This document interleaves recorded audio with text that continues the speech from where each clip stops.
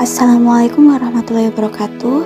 Sebelumnya, perkenalkan, berikut merupakan anggota dari kelompok kami.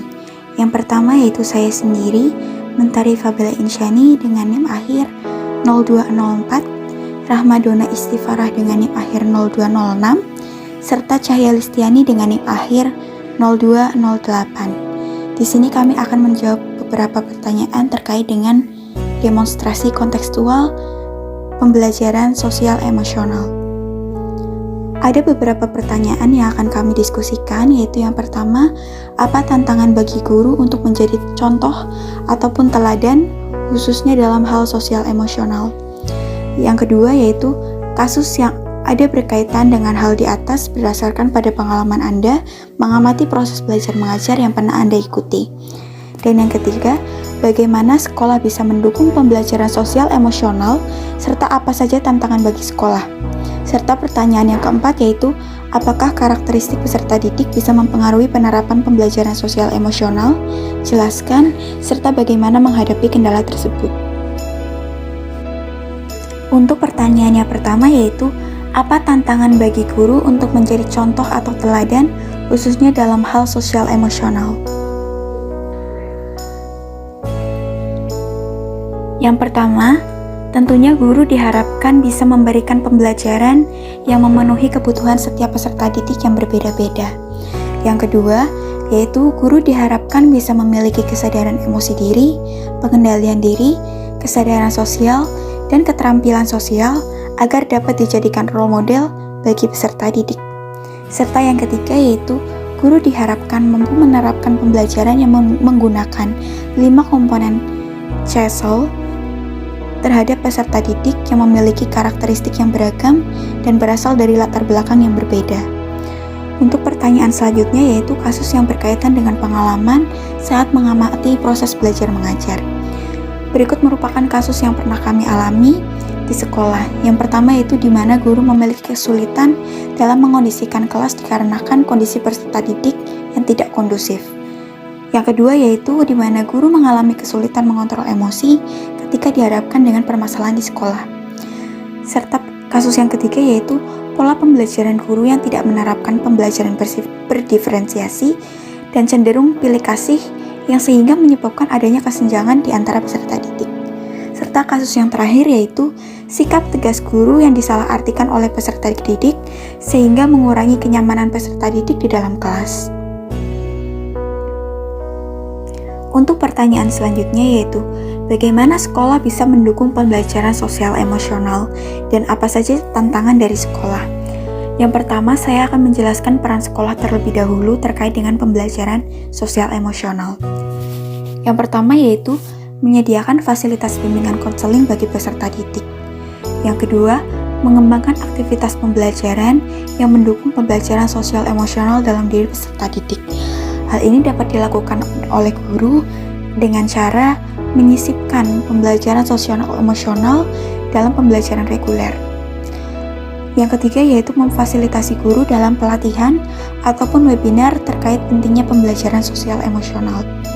Dan peran yang terakhir yaitu menerapkan kegiatan pembiasaan yang dapat memfasilitasi peserta didik dalam mengembangkan aspek sosial emosional dalam diri mereka. Selanjutnya yaitu komponen tantangan bagi sekolah. Ada beberapa tantangan yang sudah kami diskusikan. Yang pertama yaitu kurangnya kesadaran tenaga pendidik akan pentingnya pembelajaran sosial emosional pada peserta didik. Yang kedua yaitu kurangnya pemahaman guru terkait cara mengembangkan kemampuan sosial emosional pada peserta didik. Dan ketiga, ketidakkonsistenan sekolah dalam menerapkan kegiatan pembiasaan yang menghambat pengimplementasian pembelajaran sosial emosional. Dan yang terakhir, faktor ekonomi yang kurang mendukung dijalankannya program sekolah yang mendukung pembelajaran sosial emosional. Berikut merupakan penjelasan dari saya. Selanjutnya akan dijelaskan oleh rekan saya, dipersilahkan. Baik, pertanyaan selanjutnya adalah, apakah karakteristik peserta didik bisa mempengaruhi penerapan pembelajaran sosial emosional?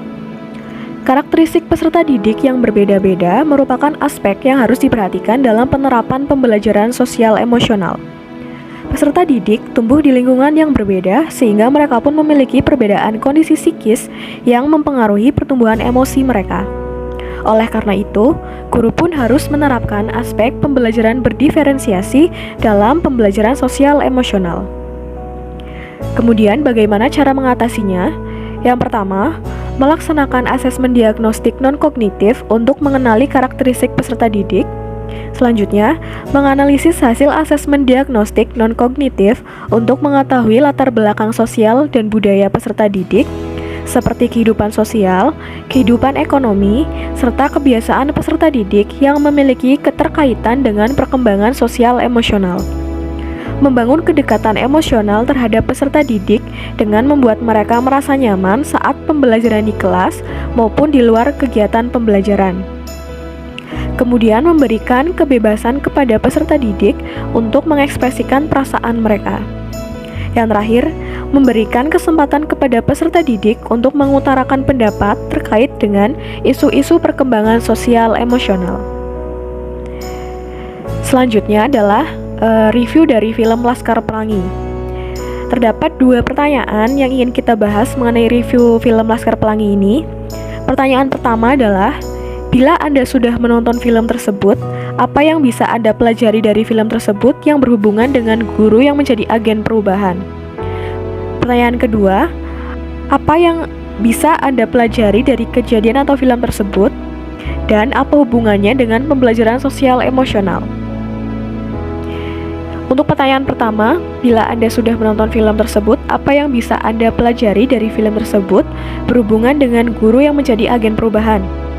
Yang pertama adalah kegigihan, keuletan, dan kesabaran Bu Muslimah sebagai guru di SD Muhammadiyah tersebut dalam memperjuangkan sekolah agar tidak ditutup karena sekolah tersebut kekurangan murid. Yang selanjutnya adalah dedikasi yang tinggi dari Bu Muslimah sebagai seorang guru dalam memberikan motivasi belajar bagi peserta didiknya. Selanjutnya, Bu Muslimah sebagai seorang guru mampu memberikan kepedulian dan pemahaman mengenai kondisi dan latar belakang peserta didik yang berbeda-beda. Baik, selanjutnya diskusi akan dilanjutkan oleh Saudari Rahmadona. Baik, di sini saya akan melanjutkan apa yang bisa saya pelajari dari film Laskar Pelangi berhubungan dengan guru yang bisa menjadi agen perubahan. Yang pertama, guru mampu mendorong peserta didik untuk semangat dalam menggapai prestasi dan cita-citanya walaupun terhalang oleh keterbatasan. Kemudian, peran di sini Bu Muslimah sebagai seorang guru itu mampu menumbuhkan nilai-nilai karakter pada peserta didik, yaitu mengedepankan moral dan akhlak. Lalu yang ketiga yaitu mampu menumbuhkan rasa solidaritas dan persaudaraan yang erat dengan peserta didik. Kemudian saya akan melanjutkan slide berikutnya, yaitu hubungan film Laskar Pelangi dengan pembelajaran sosial emosional. Di sini ada 5 poin. Yang pertama itu tentang self-awareness atau kesadaran diri. Bu Muslimah sebagai guru memiliki dedikasi yang tinggi dan menyadari bahwa pendidikan itu sangat penting. Dan beliau sangat gigih dalam memperjuangkan nasib peserta didik yang sekolahnya terancam ditutup karena kekurangan murid. Bu Muslimah menyadari bahwa peserta didiknya ini memiliki prestasi yang perlu dikembangkan. Kemudian yang kedua yaitu manajemen diri atau self-management. Beragam tantangan yang tidak mudah mengajar di SD Muhammadiyah yang harus dihadapi Bu Mus. Namun, Bu Mus ini mampu mengelola dirinya, mampu mengelola emosinya agar terus semangat dan termotivasi, memberikan pengajaran secara terus memotivasi dirinya agar berangkat sekolah dengan menempuh jarak 80 km menggunakan sepeda. Kemudian yang poin ketiga yaitu social awareness atau kesadaran sosial. Bu Mus ini menyadari bahwa siswanya ini berasal dari latar belakang yang berbeda-beda dan pastinya memiliki keterbatasan ekonomi. Namun, mereka memiliki potensi yang tinggi seperti Lintang yang memiliki keunggulan di bidang numerasi dan Ikal yang memiliki potensi pada bidang sastra. Kemudian yang poin keempat kaitannya dengan pembelajaran sosial emosional yaitu relationship skill atau kemampuan interaksi sosial. Persiapan untuk mengikuti karnaval dilakukan secara berdiskusi di filmnya karena siswa diberikan kesempatan penuh untuk berekspresi. Siswa mengorganisasi dan mengaktualisasikan diri dalam karnaval. Kemudian tokoh pada film ini yaitu Mahar adalah siswa yang terpilih untuk menjadi konseptor karnaval yang akan diikuti. Bungus ini yang paling semangat untuk memberikan dorongan secara sosial. Beliau ini pontang-panting mengumpulkan contoh soal dan melatih mereka dengan ikhlas. Semua peran masing-masing secara kelompok dilakukan untuk bersatu membentuk kesuksesan. Kemudian yang terakhir yaitu kemampuan mengambil keputusan atau responsible decision making. Contohnya di sini keputusan Bungus untuk mempertahankan sekolah adalah langkah yang tepat karena beliau menyadari bahwa pendidikan adalah suatu hal yang penting walaupun siswanya itu hanya sedikit dan memiliki keterbatasan ekonomi. Selain itu, keputusan Bungus untuk mengikutkan siswanya dalam lomba cerdas cermat adalah keputusan yang tepat. Hal ini dikarenakan siswa-siswanya yang cerdas dan mempunyai kemampuan belajar yang tinggi, sehingga Bungus dapat membuktikan bahwa SD-nya itu bisa bersaing dengan SD yang lain. Oke, cukup sekian dari kelompok kami. Kurang lebihnya mohon maaf. Berikut merupakan hasil presentasi kami. Billahi taufiq wal hidayah. Wassalamualaikum warahmatullahi wabarakatuh.